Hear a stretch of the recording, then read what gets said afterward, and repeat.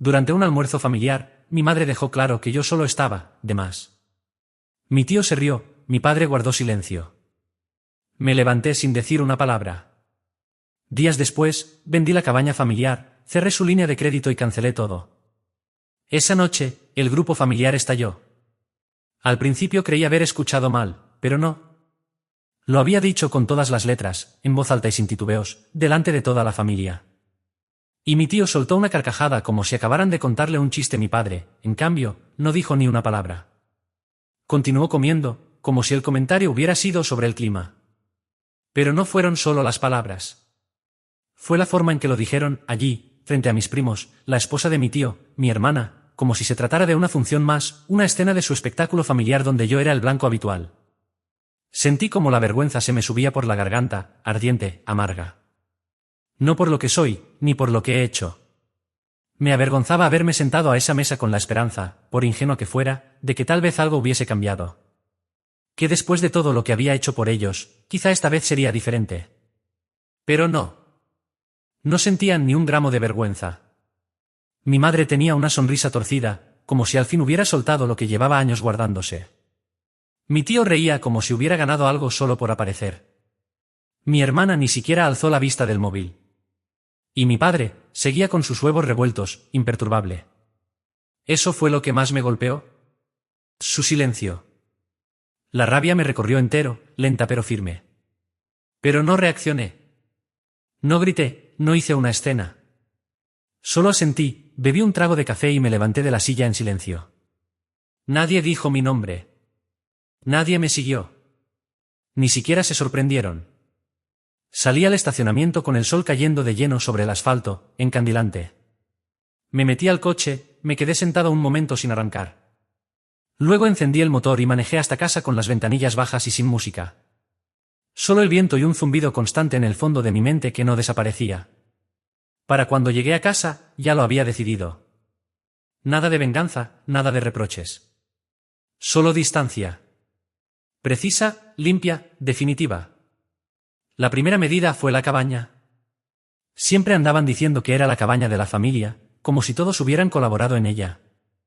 Pero jamás mencionaban que yo pagué el tejado, las reparaciones estructurales, el sistema de fontanería. En el registro, solo figuraba mi nombre. Sin embargo, la usaban como si les perteneciera. Fines de semana largos, vacaciones, asados en julio. Entré a la plataforma inmobiliaria que manejo por trabajo, abrí el borrador del anuncio que había guardado desde hacía meses y lo publiqué. 5 días después, vendida. Oferta en efectivo, sin contraoferta. Fuera del mapa. Después fue la línea de crédito conjunta que abrí para ellos cuando necesitaban una lavadora y una secadora nuevas y no podían costearlas. Llevaba meses pagando los mínimos sin que se dieran cuenta de que el crédito estaba a mi nombre. Cerré la cuenta. Cancelé pagos automáticos. Que el banco se encargue de las llamadas. Seguí con las cuentas de Amazon. Tenían su propio acceso gracias a mi suscripción Prime, vinculada a mi cuenta principal. Marqué sus tarjetas como actividad sospechosa y abrí un ticket solicitando el cierre de toda la cuenta familiar. Esa misma noche, a eso de las 9:40, el grupo de WhatsApp familiar empezó a estallar. Mi hermana preguntó si había hackeado la cuenta porque ya no podía acceder a Prime. Uno de mis primos notó que la reserva de la cabaña había desaparecido del calendario. Mi madre solo envió 3 signos de interrogación. Nadie mencionó el almuerzo. Nadie preguntó cómo estaba. Solo había confusión, molestia y ese aire de superioridad con el que siempre se manejan. Y entonces, sonó el móvil. No era un mensaje ni una llamada del grupo familiar. Era un número desconocido. Estuve a punto de dejarlo ir al buzón de voz, pero algo me impulsó a contestar. Buenas tardes, habla Beatriz Márquez. Represento legalmente a sus padres en relación con algunos asuntos familiares. ¿Tiene un momento? Su voz era serena, profesional, claramente ensayada. Yo no respondí, solo esperé. Su padre desea recuperar el vehículo que usted le obsequió hace 2 años. Quiere transferir el título a un colega mío. Entendemos que fue un regalo, pero solicita que lo devuelva de inmediato. Miré por la ventana. No me sorprendió. Ya les había quitado el acceso a la cabaña, al crédito, a las cuentas. Ahora escarbaban entre las sobras. No se trataba del auto. Se trataba de que supiera que aún podían atacar, que no habían perdido el poder de incomodarme. Le pregunté cuándo y dónde. Me dio la dirección de mis padres y una hora. Le dije que iría y colgué antes de que agregara algo más. A la mañana siguiente, vacié el auto. Saqué todo lo que era mío, el cable de carga, la copia del registro, los lentes de sol viejos, el contenido de la guantera. Era extraño, pero no doloroso. Solo, como cerrar una carpeta que llevabas demasiado tiempo abierta. Llegué a su casa a la 1 en punto. Mismo camino de entrada que solía palear cuando vivía allí. Mismo seto que siempre moría en invierno y brotaba a medias en primavera. Toqué el timbre una sola vez. Me abrió mi madre. Detrás, mi padre cruzado de brazos, observando. Mi hermana en el sofá, el móvil en la mano, fingiendo desinterés. Usaba la sudadera que le regalé en Navidad. Extendí las llaves y dije que venía a entregar el coche, tal como lo pidió la abogada. Mi madre no las tomó. Parpadeó varias veces y luego soltó que debíamos hablar. Que todo esto se había salido de control.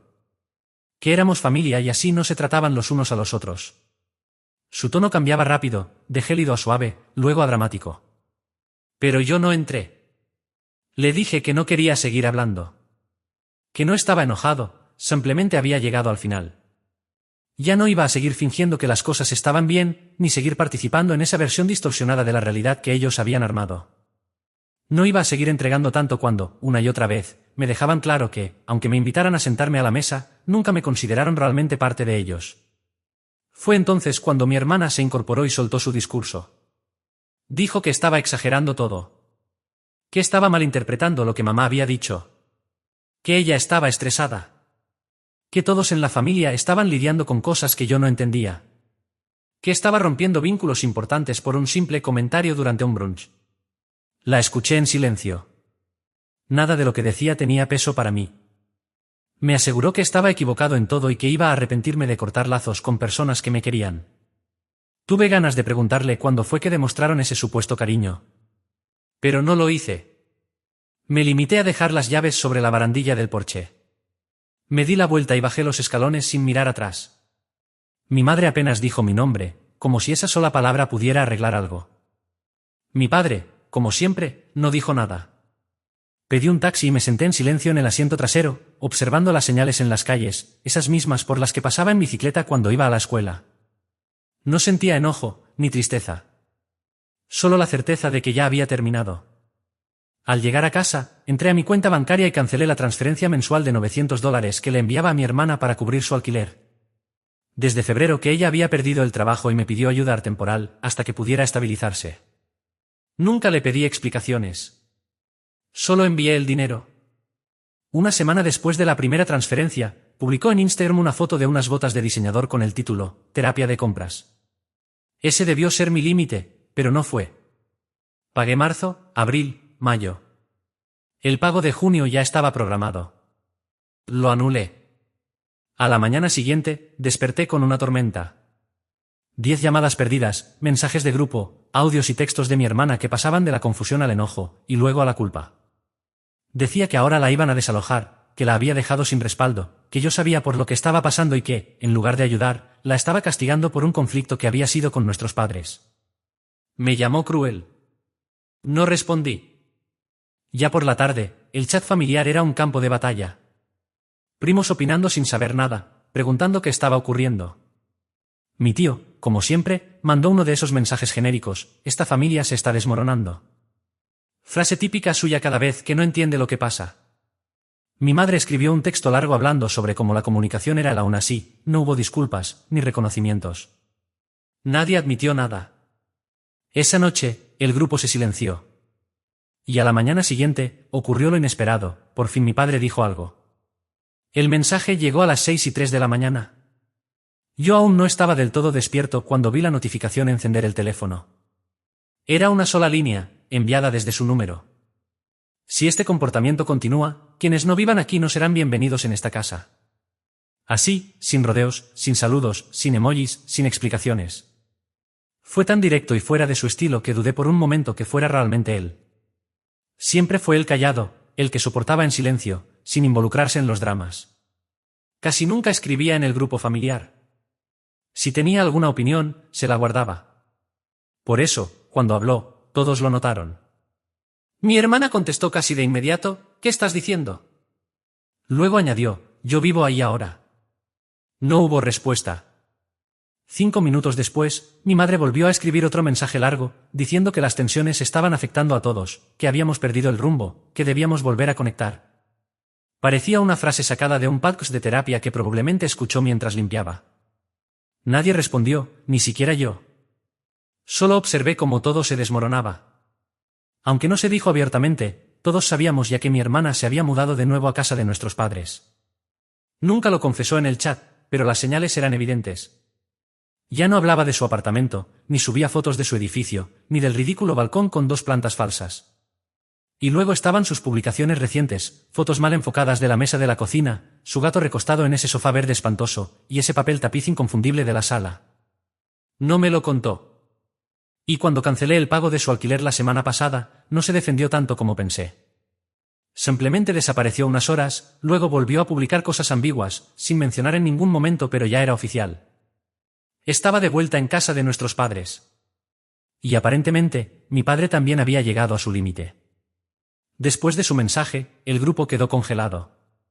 No hubo reproches, ni explicaciones, ni intentos de manipulación emocional. Solo silencio. Más tarde ese mismo día, mi tío intentó romper la tensión con un clásico: ¿y si hacemos una barbacoa familiar para aclarar las cosas? Las hamburguesas lo arreglan todo. Nadie reaccionó. Quizás fue la primera vez que un mensaje en ese grupo fue completamente ignorado. Al anochecer, mi madre volvió a intentarlo. Otro texto largo, esta vez más emocional. Habló de cómo nadie es perfecto, de cómo teníamos que buscar una forma de sanar. Incluso sugirió que mi padre no quiso sonar tan tajante, como si fuera un anciano confundido que necesita que le traduzcan lo que él mismo escribe. Pero todos sabíamos que no era así. Lo había dicho tal como lo pensaba. La segunda noche fue aún más callada. Por primera vez, el grupo no se llenó de cadenas absurdas, ni de descuentos, ni de fotos viejas de reuniones familiares. Revisé el teléfono varias veces, por costumbre más que por otra cosa. No había nada. No era paz. Era el centro de la tormenta. Todos habían sentido el cambio. Nadie quería ser quien provocara la siguiente sacudida. Incluso mi hermana, que solía buscar formas de provocarme, se quedó en silencio. No hubo indirectas ni publicaciones pasivo-agresivas. Solo silencio total. Aquella noche salí a caminar durante horas, dando vueltas por el vecindario, hasta llegar al final del sendero del parque, pasando frente a la panadería que siempre cerraba demasiado temprano. No pensé en el alquiler, ni en la cabaña, ni en el coche, ni siquiera en lo que mi madre dijo en aquel almuerzo. Pensé en mi padre. Durante mucho tiempo creí que su silencio era sinónimo de desinterés, que simplemente no le importaba lo que ocurría o que estaba demasiado cansado para involucrarse. Pero esa noche empecé a plantearme otra posibilidad, que tal vez había estado observando desde siempre, acumulando su frustración silenciosa, igual que yo, y que quizá él también había llegado al límite. Al volver a casa, me detuve unos segundos en la entrada antes de abrir la puerta. Por primera vez en mucho tiempo, sentí que aquel espacio era realmente mío. No había tensión flotando en el ambiente, ni esa incomodidad invisible que parecía colarse por cada rincón. Solo tranquilidad.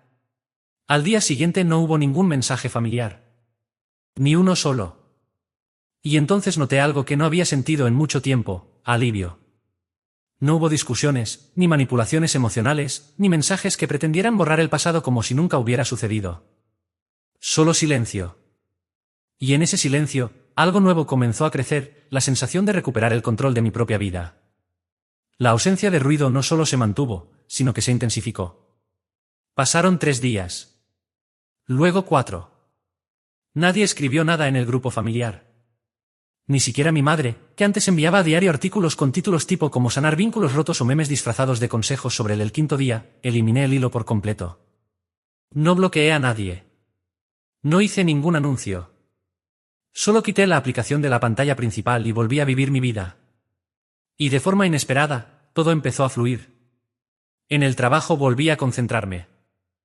Mi mente, que antes estaba siempre alerta esperando el próximo golpe, por fin se detuvo. Empecé a cocinar de nuevo. Volví al gimnasio. Incluso alquilé un coche para salir de viaje un fin de semana, sin destino, sin recuerdos compartidos en el asiento del acompañante. Solo yo, sin expectativas, sin compromisos. Al sexto día, recibí una llamada de mi hermana. Dejé que sonara hasta que se fue al buzón de voz. Su mensaje era breve, con un tono forzado pero sereno. Dijo que todo se había salido de control, que papá había sacudido la dinámica familiar con su última intervención, y que ahora mamá caminaba de puntillas por la casa. Me pidió ayuda. Dijo que sabía que yo había cancelado el pago del alquiler, pero que si podía cubrir solo el mes de julio, prometía que encontraría una solución. No respondí esa noche. Más tarde, me llegó un mensaje de texto. ¿De verdad vas a dejarme en esta situación? Todo por un comentario durante el brunch. Maduro. Tampoco respondí. A la mañana siguiente empezaron las reacciones. Un primo me escribió por privado preguntando qué había pasado y por qué todos actuaban como si alguien hubiera muerto. Mi tío envió un audio acusándome de ser frío e inmaduro. Mi madre escribió un texto largo que ni siquiera abrí. Solo vi la vista previa en las notificaciones. Empezaba con algo así como, no eres el único que ha sido herido. Pero lo más contundente llegó esa noche, de parte de mi hermana. Están hablando de echarme. Papá ni siquiera me dirige la palabra. ¿De verdad vas a quedarte tranquilo viendo esto?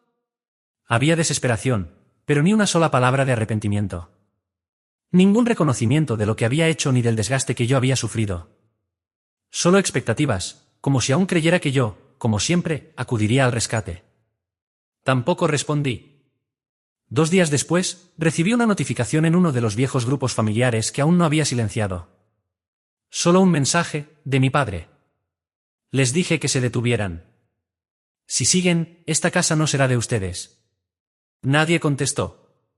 Ni siquiera ella. Después de ese mensaje, el grupo quedó en completo silencio. Esta vez por más tiempo, 3 días enteros. Era un silencio cargado, denso, el tipo de silencio que no transmite paz, sino tensión contenida. Todos parecían estar esperando quién sería el primero en romperlo. Al 4.º día, estaba haciendo fila en la farmacia cuando recibí un mensaje de un número desconocido. Solo un enlace a una publicación de Facebook. Nada más. La abrí. Era una publicación de mi hermana. Larga, pública, sobre familias tóxicas y cómo algunas personas simulan ayudar solo para ejercer control después. No mencionó mi nombre, pero era evidente que hablaba de mí. Escribió sobre un hermano que la había abandonado económicamente y que había manipulado a todos en su contra sin motivo alguno. Los comentarios comenzaron a llegar rápidamente. Sus amistades comentaban cosas como, «Te mereces algo mejor, rompe con esa gente para siempre». No respondí. No escribí nada. Solo hice una captura de pantalla. Esa misma noche recibí un mensaje de mi madre. «Tenemos que hablar. Es importante». Lo ignoré. Y a la mañana siguiente, todo se rompió. Alrededor de las 9:30, mi primo Ben me llamó directamente. Estuve a punto de no contestar, pero él era de los pocos que no se habían alineado con ningún bando. «Hola», me dijo. «¿Has hablado con alguien hoy?» «No, ¿por qué?» «Tu hermana ya no está viviendo en casa». Me quedé en silencio. «¿Qué quieres decir?» «Anoche apareció en mi casa, con las maletas y llorando. Dijo que tu papá le dio un ultimátum, o se iba por las buenas o sacaría sus cosas a la calle». No supe qué decir. Según ella, él realmente lo dijo. Y al parecer no fue una amenaza vacía. Mi madre, según me contó Ben, pasó la mañana llamando a medio mundo, asegurando que no sabía que papá llegaría tan lejos. Eso me desconcertó. A pesar de su reciente frialdad, nunca imaginé que él llegaría a ese punto. Pero quizás lo subestime. Tal vez él también llevaba años observando todo en silencio, igual que yo, y finalmente había alcanzado su límite. Mientras aún hablaba con Ben, me llegó una notificación de correo. El asunto era claro. Cancelación de autorización en cuenta conjunta. Era un mensaje de mi padre. Había retirado a mi madre del acceso a una de sus cuentas compartidas, la misma que yo le ayudé a configurar hace 2 años, cuando ella ya no lograba mantenerse al tanto de los pagos. Yo ya no debía recibir alertas administrativas, pero por lo visto, nunca cambiaron el contacto de respaldo. En menos de 1 hora, empezaron a llegar más notificaciones, un cambio en la cuenta de servicios, la cancelación de un pago recurrente de seguro a nombre de Beatriz Márquez, y finalmente, un mensaje de voz de mi madre. Esta vez su tono no era triste ni sereno. Sonaba enfadada. Dijo que mi padre estaba actuando de manera irracional, que nos estaba castigando a todos, y que eso era lo que pasaba cuando uno dejaba que las cosas se pudrieran en silencio. Aseguró que no debía hablar con ella, sino con él. Esa parte me quedó grabada. Ya no eran un frente unido. No se habían separado oficialmente, pero algo en su relación se había roto, algo silencioso pero evidente. No respondí su llamada. Esa noche me senté en el balcón a mirar la ciudad. La veía lejana, como si todo aquello le estuviera ocurriendo a otra persona. Y por primera vez en años, no me sentí atrapado en su caos. No me sentí responsable. Me sentí libre. Pasaron 2 semanas en completo silencio. Ni un solo mensaje, ni siquiera un artículo reenviado por mi madre, ni una provocación de mi tío. El grupo familiar quedó en pausa total, como si alguien hubiese desenchufado todo el sistema y nadie se atreviera a volver a encenderlo. Yo tampoco dije nada. No pregunté, no sentí curiosidad. Lo más extraño no fue el silencio. Fue lo rápido que la vida empezó a acomodarse en su ausencia. Volví a dormir. Pero a dormir de verdad. No de ese modo fragmentado, donde uno se despierta a las 3 de la madrugada pensando en conversaciones que aún no han ocurrido. Me despertaba descansado, con la mente clara. Ya no revisaba el móvil en busca de drama, ni organizaba mi día alrededor de quién necesitaba qué, o de quién iba a estallar por cualquier cosa. Retomé el gimnasio, volví a comprar alimentos frescos en lugar de comida empaquetada. Incluso empecé a colaborar como voluntario en un refugio 2 veces por semana. Era algo que siempre había querido hacer, pero nunca tuve el espacio mental suficiente para ello. Y entonces, de forma completamente inesperada, recibí una carta. Una verdadera, escrita a mano, sin remitente. Pero reconocí la caligrafía al instante. Era de mi padre. Era breve. Decía: Alex, hiciste bien en irte. Guardé silencio demasiado tiempo y dejé que todo se saliera de control. No le debes nada a nadie. Nunca lo hiciste. Sea lo que sea que hayas encontrado, consérvalo. Papá. Sin dramatismos. Sin disculpas. Sin intentar generar culpa. Solo eso. La leí 3 veces sentado en la mesa de la cocina. Al principio no supe qué sentir. No era un cierre. Era más bien una confirmación de que, tal vez, no había estado tan equivocado. Que alguien más también lo había visto, aunque no lo dijera a tiempo.